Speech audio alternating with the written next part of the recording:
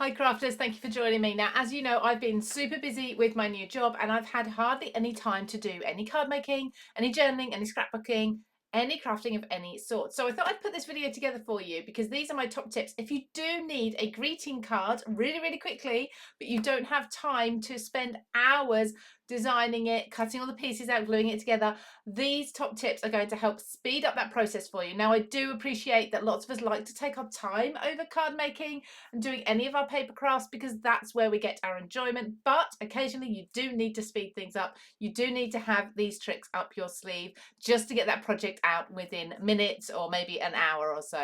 So let's have a look and let me know in the comments if you've got any other top tips for speeding up your crafting. Now let's start at the end with your envelope, because if you've made a card and like me you like to make your own card bases, you've then got to find an envelope that's going to match, and it's not always possible. Sometimes you have to jiggle things about, or worst case you're going to have to actually make an envelope as well. Not ideal if you're in a hurry. So the first thing I say to do is choose the envelope that you want to use that's roughly the card size that you want to make, then make your card base from this, and you know you've already got that envelope at the end ready to pop and give to the recipient. Now let's talk mats and layers. You've cut yourself a card base. You want to add your mats and layers, which many of us do on a card. So I've chosen the dark colour to go underneath, the light colour to go on top, as I normally would. First things first, I don't measure. Okay, if you're measuring and you get it some millimetre off or so, you might feel the need to go back and redo those measurements, recut another piece. That's wasting time. So all I do is place it so that I've got two of the edges revealed there. So I've got about 5mm, maybe a 1/4 of an inch gap, and I just mark it with a pencil, or sometimes I mark it with a pokey tool as well, so I don't have to rub out my lines. And then I go in and I just cut my layers with my trimmer. And then with this one, I do exactly the same with my next layer. Now, of course, this depends on how many layers you're doing, whether you're doing one or whether you're doing 8 layers maybe. I would just keep going through the process, layering from the bottom up. Mark with a pencil again, about 5mm on these two edges. You've already got your edges there. Cut those 2 lines. And you know what? It's well worth remembering. Nobody is going to go along and measure your mats and layers. Absolutely nobody's going to do that. If you think it looks even, they are also going to think it looks even. If you tell somebody, oh, I don't think my mats and layers are even, they're going to look at it. Don't mention it, no one's going to see a thing, and you'll forget that you haven't measured them. Look, does that look like it's an even matted and layered card? Now, something else though, if for example you have accidentally just cut them a little bit off, so let's take a little bit off there, let's take a little bit off one of these edges as well. Let's just say we were rushing a little bit too much, and actually now you see the edges are a bit thick, the top and bottom's a bit thin, and the same, not quite right this side on here. The edges are a bit thin here, they're too big at the top on the white base. Yeah, not working. So what I'm going to do instead is I am going to skew my mats and layers. I'm going to purposely put these slightly off so they're not level, they're not straight. So rather than trying to put that on straight and worrying about maybe cutting my card base down, which is another option if you do want to put straight layers on and you've cut your mats too small, simply trim your card base down ever so slightly. It will work. But otherwise, skew these layers. So put one a few degrees to one side, the other one a few degrees to the other. Make it look like a purpose tilted mat and layer. Make it look a little bit funky, a little bit modern. It's going to work. It's going to save you recutting those mats and layers. You could even take something like some tags, just tuck them coming out from under here, maybe something like a torn piece of paper or a piece of notebook page. That works really well. So for example, just tearing a notebook page out of a pad, make sure it's the ring binder type. We can just take a small amount of this. Let's straighten that up, put this underneath a couple of edges. There's one there. Let's put one here as well. And again, you can skew those and it looks purposeful. Now, what if you've got a stamped image on your card front and you've now got to go ahead and find some cardstock to match before you mat and layer this? Maybe you're thinking that the cardstocks that you have got are just not quite right. There's nothing that quite matches.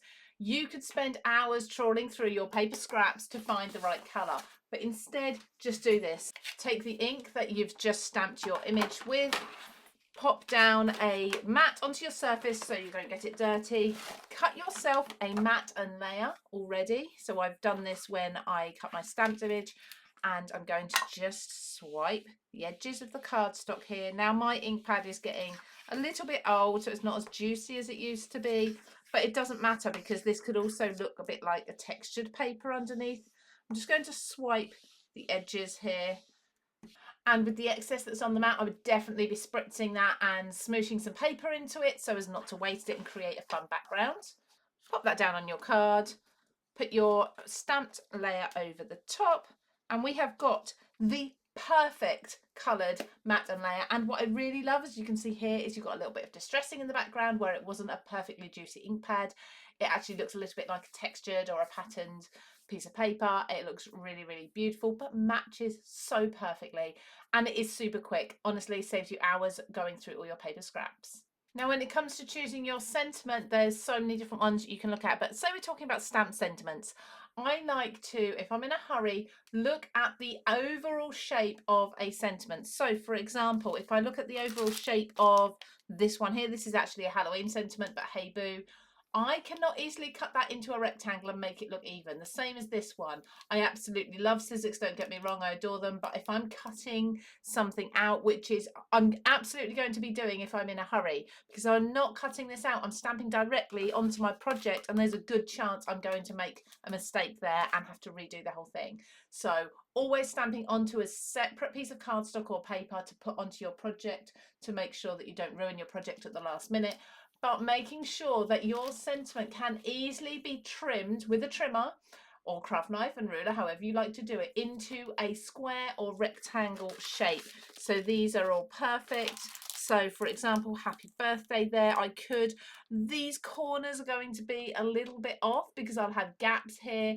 Look at this, have an amazing day. Absolutely perfect, it's in a square shape. I'm going to be stamping that one. Now, if you're not quite sure which one's going to look right as well, save yourself some time. This might take a little bit of preparation. You can do this in advance when you first receive a stamp set. Stamp multiple stamps at the same time. So rather than just choosing one to stamp, it literally takes seconds to put 3, 4, 5, 6 onto your stamping platform instead. So I'm pretty sure I want to use Have an Amazing Day, so I'm going to put that one on there. Again, I'm going to be going for, these ones are all sort of squares or rectangles in overall shape. So I'm going to put that one on. I might come to another one here. So thank you for being you. That's quite a nice one as well. But you'll know the sentiments or the type of phrases that you want to use because you're making this card in a hurry. So maybe this one's got celebrate in it. We can easily cut these lines in as well. So put one of those on. And lastly, you are the best from this stamp set. Now, of course, don't forget, you can absolutely mix and match the brands that you're using. Just remember to put them back in the right packaging. So pick everything up at the same time. And there's going to be another tip coming up in a moment with this one.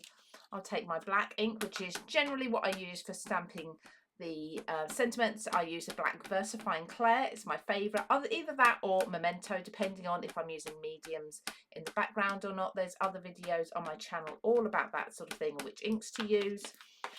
And I'm always using a positioning platform. So this way, if I press down and I've missed anything on any one of these, I can easily go in and restamp. So you can see here I've missed a little bit in a couple of corners. I can see the ink is still on there, I just didn't press it down enough. So let's just pop them back again. So now time to quickly cut them out. You notice as well I use a sticky grid in the bottom of my stamp platform so I can just pop my paper down, not worry about the magnets, moving magnets around if I'm doing a large stamp either. Now I tend to pop my platform back as it is like that and clean those up afterwards if I'm in a hurry. I'm just going to very roughly cut round each one of these so that I don't accidentally in my trimmer cut any of them out. And I'll take the first one, which is the one I think I'm going to use.